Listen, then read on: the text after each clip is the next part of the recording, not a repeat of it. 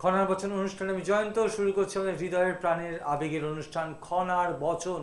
বাংলার জ্যোতিষ জননী খনা মা, যিনি শেখান সুন্দর কথা, অমৃত কথা, শুভ কর্ম পথে ধরো নির্ভয় গান। খনামা চান আমরা যেন নির্ভয় হতে পারি, আমরা যেন নির্ভীক হতে পারি, আমরা যেন জাগ্রত হতে পারি সকল কর্মে। আর পৃথিবীতে সকল ধর্মের উপরই হচ্ছে কর্ম, কর্মই হচ্ছে পৃথিবীর শ্রেষ্ঠ ধর্ম। তাই আমরা দেখছি খনামা সেই তার গুরু নির্দেশিত পথে গিয়ে বিভিন্ন তীর্থক্ষেত্রে তিনি কি করছেন, তিনি যজ্ঞ করছেন, তিনি জলে ভেসে সেই যোগের যে যোগতন্ত্র তাকে তিনি সার্থক সুন্দর করছেন সকলের জন্য। বিভিন্ন প্রতিকারকে, সেই প্রতিকারের যে সমাপন, সেই সমাপন হচ্ছে জলে ভেসে, এবং জলে ভেসে বিভিন্ন মুদ্রায়, বিভিন্ন আঙ্গিকে তিনি বিশ্ব শান্তি কল্যাণ কামনায়, সকলের কল্যাণ কামনায় জপ করছেন। এবং তার ওষ্ঠ দুটি কম্পমান, সেই কম্পনের মধ্যে রয়েছে সেই ঈশ্বরের শক্তি, অর্থাৎ নাম, শিব নাম, কালী নাম, সমস্ত নামের মধ্যেই যে কম্পন অর্থাৎ ভাইব্রেশন, সেটি মার মধ্যে হয়ে চলেছে। তার হৃদয়, তার মস্তিষ্ক, তার মনন সব কিছু মিলেমিশে একাকার। এবং হাতে রয়েছে সেই সুন্দর জপের মালাটি, সেই তপস্বিনীর মূর্তি যা আমাদের মন্ত্রমুগ্ধ করে। আমরা বারবার দেখতে চাই, দেখেও যেন আমাদের আশ মেটে না, শেষ হয়েও যেন শেষ হয় না। এটাই তো ব্যঞ্জনা, এটাই তো জীবনের সেই কি বলবো সাত রঙা রং। আর মা উঠে সবাইকে আশীর্বাদ করছেন, তিনি সবসময় অকৃপণ হস্তে তিনি আশীর্বাদ করেন। খনার পিতা জন্ম তার, ইনি ভারতের অলঙ্কার, অন্তরে সন্ন্যাসিনী, বাক্সিতা, বাংলার জ্যোতিষ জননী, মঙ্গলময় মহামানব তৈলঙ্গ স্বামী শিষ্যা, আমাদের জীবনের friend, philosopher and guide Khana মা, পরমাত্মার সাধিকা, যিনি জলে স্থলে নির্বিকল্প চিত্তে সাধনা করছেন। আর সাধনালব্ধ শক্তিকে সঞ্চারিত করছেন কোথায় না, মানুষের জীবনে সমস্যার সমাধানের কাজে। মা বলছেন জীবন আছে, সমস্যা আছে, আমি বলছি তার সমাধান আছে, তুমি এগিয়ে যাও, আমি তোমার সঙ্গে আছি। খনা মা, জীবনের স্বপ্ন যেখানে বারবার সত্যি হয়। মা প্রণাম, স্বাগত। আজকে প্রণাম নিই, সবাইকে আশীর্বাদ। একদম তোমাদের সকলের জন্য প্রাণ ভরা ভালোবাসা নিয়ে আমার এখানে চলে আসা, উদ্দেশ্য একটাই, জেনে রেখো সবাই, আমরা সবাই সর্বদাই ভালো থাকতে চাই। কারণ কারণ ভালো থাকাটাই তো জীবন, হেরে যাওয়াটা মরণ। আমরা বলি জন্মিলে মরিতে হবে, অমর কে কোথা রবে। কথাটা সত্যি কথা, গুরুর কথা, এটা কার কথা? কবির কথা। তো আমরা সবাই জানি যখন জন্মগ্রহণ করেছি, মৃত্যু প্রকৃত সত্য। জীবনের প্রকৃত সত্য যদি কিছু বলো মিলে গেল তো কি? মৃত্যু। জন্মেছে যখন, মৃত্যু হবেই তখন। এটি হলো জীবনের প্রকৃত সত্য। কিন্তু তার মধ্যে যে জীবন চলছে, সেই লাগাতার জীবনের জন্য আমরা কি চাই? শান্তি চাই। আমরা কি চাই? সৌভাগ্য বৃদ্ধি চাই। আমরা কি চাই?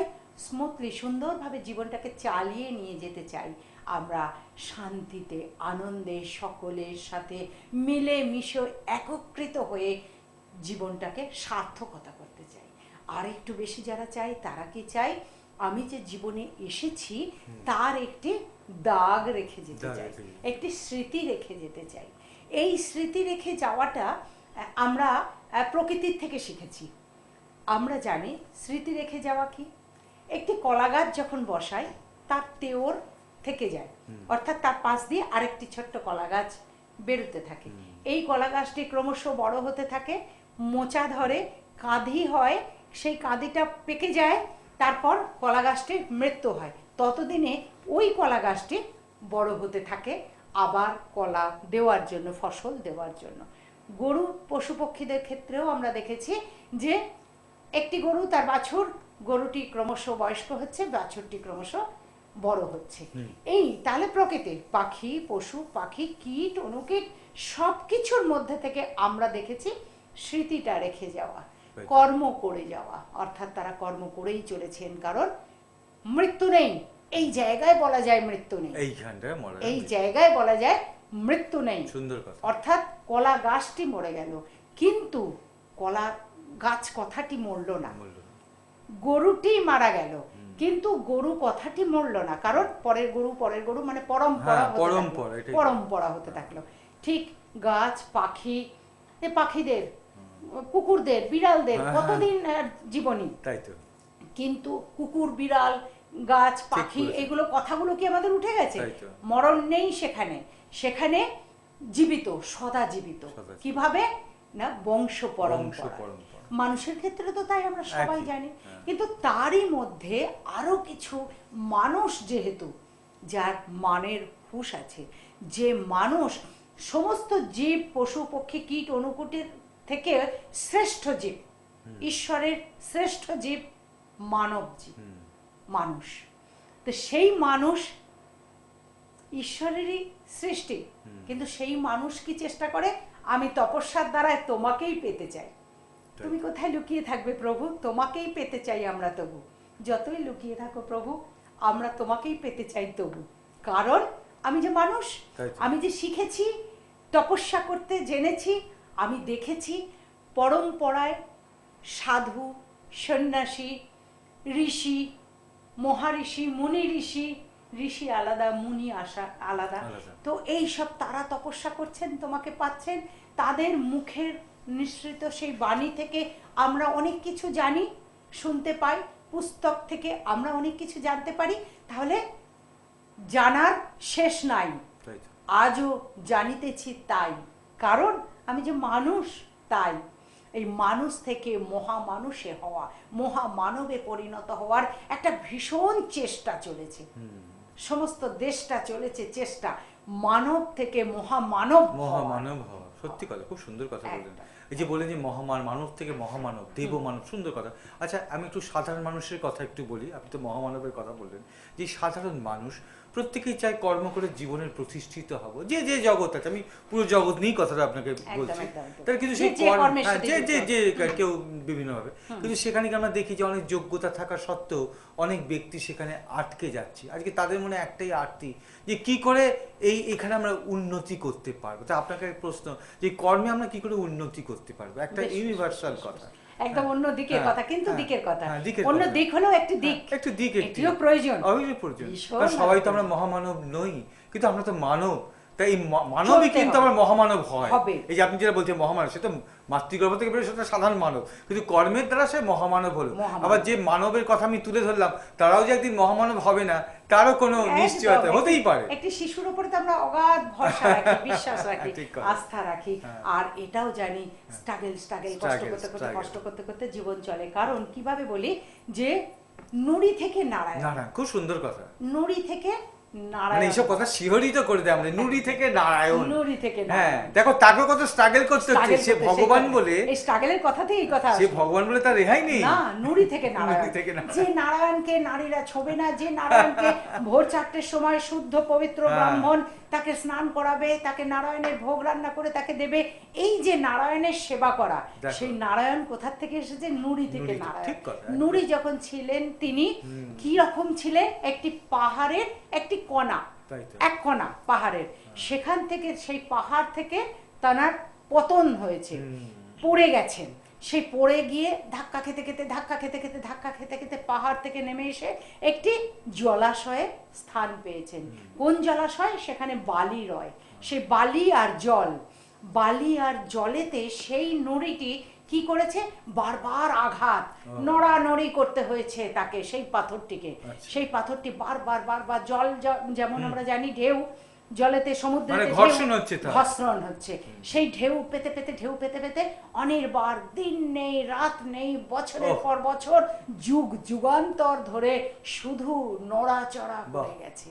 নড়াচড়া করার পর এমন মসলিন হয়ে গেছে, সেই মসলিনতা দেখে আমরা ব্যাকুল হয়ে ভক্তিকে উজাড় করে দিচ্ছি।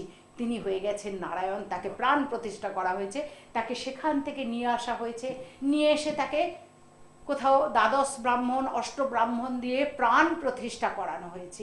প্রাণ প্রতিষ্ঠা করে 1008টি তুলসী পাতা, চন্দন সহ তাকে দেওয়া হয়েছে, মন্ত্র সহ দেওয়া হয়েছে, ইত্যাদি ইত্যাদি পুজো পার্বণ করে সেই নুড়িটিকে আমরা নারায়ণে পরিণত করেছি, করে এখন আমরা পুজো করি তাকে প্রাণ ভরে। তাহলে সেই নারায়ণ কোথা থেকে হয়েছে? নুড়ি থেকে নারায়ণ। তাহলে নুড়ি থেকে যদি নারায়ণ হওয়া যায়, তাহলে কেন পারবো না আমরা? তাই। এই কথাতেই আসে কবি কালিদাসের কথা। ঠিক কথা, একদম সত্যি এই কথা। কথা প্রসঙ্গে এসে যায়, তোমার কথায় হ্যাঁ, আসছি, একদম। একটু বলে নি, ভাবাগে ভাবাবে গেছি। বুঝতে পারছি। কালিদাসের কথা, কালিদাসের হবে না হবে না হবে না, কিছুতেই হচ্ছে না, কবি কালিদাসের কথা বলছি। মহাকবি কালিদাস হলেন, কিন্তু একসময় শুধু কালিদাস নাম ছিল, পরে কাব্যালঙ্কার। মহাকবি প্রথমে ছিল মূর্খ কালিদাস, মূর্খ কালিদাস, সেই জায়গা থেকে কাব্যালঙ্কার, মহাকবি। মহাকবি, বাহ। কেমনে হলেন? আমরা কেন হতে পারবো না তবে? তাই তো, তাই তো। কারণ আমাদের হৃদয়ে যে এই সমস্ত কথা গাঁথা আছে। তো তিনি কি করলেন? মন খারাপ করে একটি ঘাটের ধারে বসে আছেন। কি দেখছেন? দেখতে দেখতে উদাস হয়ে বসে আছেন, মন খারাপ, বাড়ি ফিরবেন না। উদ্দেশ্য কি? না এই জলে জীবনটাকে বিসর্জন দেব, কারণ আমার দ্বারা কিছু শিক্ষা হবে না, সম্ভব না। দেখে দেখে কি মনে হলো তার? তিনি জলে ঝাঁপ দিতে গিয়ে সেখানে মা সরস্বতী তাকে কৃপা করলেন, সেটাও আমরা জানি। মা সরস্বতী বললেন, না রে, এইভাবে জীবনটাকে নষ্ট করিস না বাপ, তোর হবে, অবশ্যই হবে। তিনি তবু মন খারাপ করে বসে থেকে কি দেখলেন? যে বিকাল থেকে সন্ধ্যা গড়িয়ে যাচ্ছে, প্রতিটি বধূ, গৃহের বধূ, বাংলার বধূ, বুক ভরা মধু, সেই বধূরা আসছেন কাকালে। তাদের কি রয়েছে? মাটির কলস। মাটির কলস নিয়ে তারা আসছে। সেখান থেকে তারা, নদী থেকে তারা পবিত্র জল নিচ্ছে, নিয়ে ওই পাথরেরই একই জায়গায় প্রত্যেকে ওই মাটির কলসিটাকে বসাচ্ছে। একটু দাঁড়িয়ে নিয়ে ফ্রেশ হয়ে নিয়ে তারপরে মাটির কলসিটাকে নিয়ে নিজের আঁচল দিয়ে কলসির পিছনটাকে মুছে নিয়ে কাকালে নিয়ে আবার চলছে। এমনি করে প্রতিজন এমনি করে আসছে, বহুজন আসছে, তিনি বসে বসে দেখছেন। দেখতে দেখতে হলো, আরে অন্যমনস্ক হয়ে কিভাবে মহিলাগুলো কেমন করে রাখছে কথা, একে অপরের সঙ্গে সঙ্গিনীর সাথে কথা বলতে বলতে ঠিক একই জায়গায় রেখে দিচ্ছে, আর সেই পাথরে কলসিটা কিন্তু গড়িয়ে যাচ্ছে না, সেখানে স্ট্যান্ড বাই থেকে যাচ্ছে। কি করে হলো? তার দৃষ্টি সেদিকে গেল, গিয়ে তিনি দেখে অবাক হয়ে গেলেন, এও কি সম্ভব? কি করে এটি হয়? অর্থাৎ সেই পাথরটি এমন একটি গোলাকৃত জায়গা হয়ে গেছে, কলসি বসাতে বসাতে সেখানে আরামসে অন্যদিকে তাকিয়েও কলসিটিকে বসানো যায়, মাটির কলসি ভেঙে যাওয়ার কোনো সম্ভাবনা নেই। তার থেকে তার কি জ্ঞান হলো? তার জ্ঞান হলো যে তাহলে এই কঠিন পাথর আর মাটির কলসি, মাটির কলসির নিত্য ঘর্ষণে লেগে লেগে পেতে পেতে কঠিন পাথর যদি এরকম একটি গোল আকৃতি নেয়, এরকম ভাবে ক্ষয়ে যেতে পারে, তাহলে আমার কেন বিদ্যা হবে না? আমার এই ভোতা মাথা, আমার কিছু মাথায় থাকে না, আমি বড্ড বোকা, তাহলে আমি যদি ঘষতে থাকি, নিত্য পড়াশোনা করতে থাকি, তাহলে কেন হবে না? অবশ্যই হবে, আমারও হবে, হতেই হবে। এই মনের জোর নিয়ে আর মা সরস্বতীর কৃপা নিয়ে তিনি বাড়ি ফিরলেন, পড়াশোনা শুরু করলেন, উইল পাওয়ার বাড়ালেন, মনের জোর বাড়লো এবং মহাকবি হতে পারলেন। এই সমস্ত চিন্তা ভাবনা, ধ্যান ধারণা রেখেই আমি ছাত্রছাত্রীদের পারিজাত নীল সরস্বতীর কবচ যখন দিই, এই ধ্যান ধারণাগুলো রেখে, সেখানে শুধু মন্ত্র নয়, মন্ত্রর সাথে তন্ত্র, যোগ ক্রিয়া, অর্থাৎ যোগ আর যোগাযোগ, সংযোগ একত্রিত করি। অর্থাৎ কবি কালিদাসের কথা, তারও কৃপা নেই, তুমি কৃপা করো এই শিশুটিকে, সত্যি কথা, এই কৃপা করো মা সরস্বতী, তুমি কৃপা করো এই জাতক জাতিকাটাকে, যাকে আমি এই কবচটি দিচ্ছি, তুমি কৃপা করো। এমনি করে ভাবনাটা কোথা থেকে আসছে আমি শিহরিত হয়ে যাচ্ছি, যে ভাবনাটা কোথা থেকে আসছে। সেই নুরি থেকে নারায়ণ, সেই কালিদাস, হ্যাঁ, যে স্ট্রাগল তোমায় করতেই হবে, আর চেষ্টা, হ্যাঁ, কোনো চেষ্টা করো, চেষ্টা হবে জয়, কোনো চেষ্টা হবে না বিফল, করো চেষ্টা হবে ফল, কোনো চেষ্টা হবে না বিফল। এইটাই হলো আত্মবল, এটাই হলো জীবনের বীজ মন্ত্র। এই মন্ত্র যে ঠিক মতো পালন করতে পারবে, বীজ মন্ত্র মানে অনেক খটোমটো কিছু মন্ত্র নয়, বীজ মন্ত্র মানে যে কথার সঙ্গে কথার মিলে তোমার জীবনে, তোমার শরীরে শিহরণ জাগবে, সেই কথাই হলো আসল কথা, যে কথা দিয়ে ব্যথা সারা। এবার তোমার প্রশ্ন চলে আসে, আমার ভাবাবেগে চলছিলাম, এবার কি কথা? কর্ম, বিভিন্ন কর্ম, উন্নতিতে বাধা, বিভিন্ন কর্ম, যে কাজেই যাচ্ছ সকাল থেকে, কেউ বা ভোর 4টায় বেরোচ্ছ, কেউ বা সকাল 6টায়, কেউ বা 8টায়, কেউ বা 10টায়, যে যেখানেই যাও তার মাঝে মাঝেও বেরোচ্ছ, যে যেখানেই যাও সকালবেলা বেরো না, এবং রাত্রে বাড়ি ফেরা, আবার কোনো কোনো ক্ষেত্রে সন্ধ্যাবেলায় বেরোনা, সকালে বাড়ি ফেরা, নাইট ডিউটি। তো যে কাজে যেখানে যাচ্ছ সেই কাজেতেই সফলতা আমাদের চাই। যেমন অর্থের জন্য যাওয়া হচ্ছে, কর্মের সফলতাটাও দরকার। কর্মের সফলতা না পেলে সারাদিন পর খেটে এলে বিফলতা মনোভাব নিয়ে মন খারাপ করে বাড়ি ফিরলে আমি সেটা হতে দেব না। কারণ আমি আছি, আমি যতদিন এই ধরাধামে আছি তোমাদের জন্যই বাঁচি, আর তোমাদেরকে ভালো রাখার জন্যই আমি আছি। আজকে সুন্দর প্রশ্ন যে এই বাধা কিভাবে অতিক্রান্ত হবে। খুব সহজে আমি বলে দিচ্ছি। তোমরা প্রত্যেকে 3টি করে বিল্লপত্র নেবে, একদম একটু ভালো দেখে নিখুঁত বিল্লপত্র, ছেঁড়া যেন না হয়, নিখুঁত বিল্লপত্র 3টি বিল্লপত্র নেবে। সেই 3টি বিল্লপত্রতে একটিতে তোমার নাম গোত্র নেবে। মনে করে দেখো, যেটি আমি সরস্বতী মন্ত্রতেও দিয়ে থাকি, আজকেও তোমাদেরকে এই মন্ত্রটি দিচ্ছি। তোমার নাম গোত্র নেবে। যে সমস্ত জাতক জাতিকা, যে সমস্ত মানুষের কর্মে বাধা হচ্ছে তাদের জন্য বলছি। বিল্লপত্রে খাগের কালি, লাল কালি দিয়ে তোমার নামটি লিখবে। আর 2টি বিল্লপত্র হাতে রইল, তাতে লিখবে ওম শ্রীং ক্লিং হ্রিং ওইং বজ্র বিরোচনই হুং হুং ফট স্বাহা।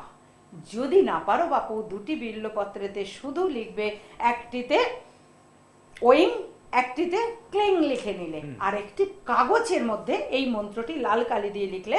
মন্ত্রটি হচ্ছে ওম শ্রীং ক্লিং হ্রিং ওইং বজ্র বিরোচনই হুং হুং ফট স্বাহা। 3টে বিল্লপত্র তোমার কাছে রেখে দিলে, প্লাস ওই কাগজেতে মন্ত্রটা লিখে নিলে, বিল্লপত্রে যদি ধরাতে না পারো। নিয়ে যখন যে কাজে যাবে সঙ্গে এটিকে নেবে। কাজ সাকসেস হবে নিশ্চয়, কাজের পূর্ণতা পাবে, অবশ্যই জয় হবে।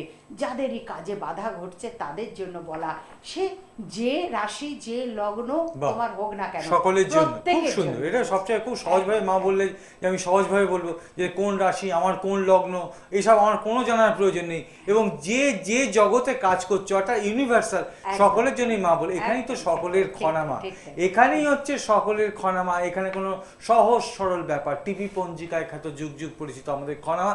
যে খনামা আমাদের সকলের প্রেরণা দাত্রী, তাকে পেতে গেলে কিছু নম্বরে ফোন করতে হবে। 9810704229, 9810584229।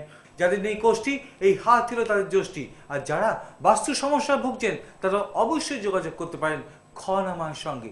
এবং বন্ধু, যে সমস্ত ফোন নাম্বার এখানে বলা হলো, এর বাইরে অন্য কোথাও বাংলা জ্যোতিষজনী খনামা কিন্তু বসেন না। তাই বলি, সে আমাদের প্রত্যেকের মনে ভালোবাসার কথা, অমৃত কথা। আমরা ছিলাম, আছি, থাকবো যতদিন খনামাকে স্মরণে রাখবো। ব্যাস, মনের কথা বলে যেতেই হবে এখন চলে। সময় আমাকে একথাই দিচ্ছে বলে আমি কথা দিলাম, আবার আসবো চলে ঠিক সময় হলে। কারণ তোমাদের ভালোবাসি বলে, সকল মনের কথা উজাড় করে দেব বলে। বহু আশা নিয়ে আমি এলাম এই পৃথিবীতে, মানুষের মাঝে ভগবান আছে সেটি খুঁজে নিতে। তোমাদের সকলের চৈতন্য হোক, তোমাদের সকলের মঙ্গল হোক, মঙ্গলময় ঈশ্বর সদাই তোমাদের সঙ্গে থাকুন। তোমরা সকলে অনেক ভালো থাকো, অনেক ভালো থাকো, অনেক ভালো। তুমি মা বলো না মা।